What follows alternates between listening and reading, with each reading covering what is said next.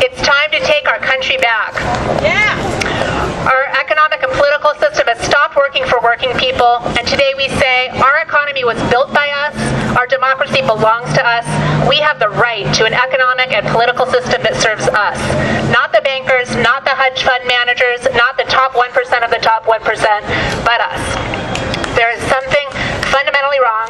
I don't need to tell any of you this, really, but there is something fundamentally wrong when in our country, the largest economy in the world, a nation of tremendous wealth and resources, nearly 1 in 4 children live in poverty. Here in Richmond, 1/3 of our kids are growing up poor. Too many are being left out and left behind.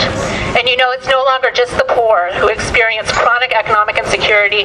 More and more, the insecurity and the sense of crisis that the poor have experienced in our country for so long is creeping upward. It's creeping upward into the traditional middle class, so that we're really seeing an impoverishment of our middle class. We're seeing teachers, blue-collar, pink-collar, even some white-collar workers struggling to keep roofs over their heads, being evicted, being foreclosed on, working longer hours just to squeeze by under more and more debt, unable to afford health care to send their kids to college. Meanwhile, over the past 30 years, the super rich have done very well for themselves.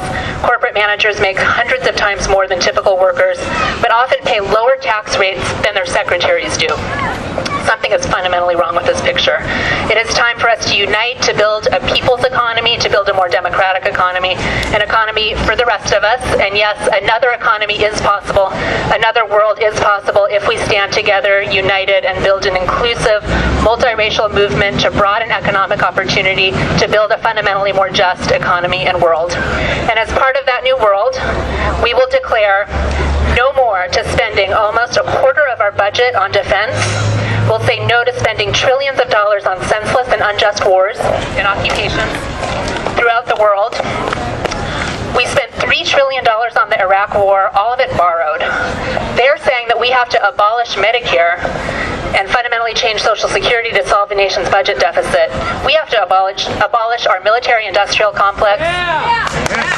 We need to tax the super rich and the corporations. We need to invest in a large green jobs program and end the assault on organized labor and working people. That would represent at least a first step toward ending the deficit and delivering us our country back. This is our moment to seize. There are some of us who want to divide us, who are feeding on the economic insecurity, feeding on people's fears, to pit some of us against others. It is up to us to stand together and to struggle to build the world that we want to see. Thank you and happy May Day.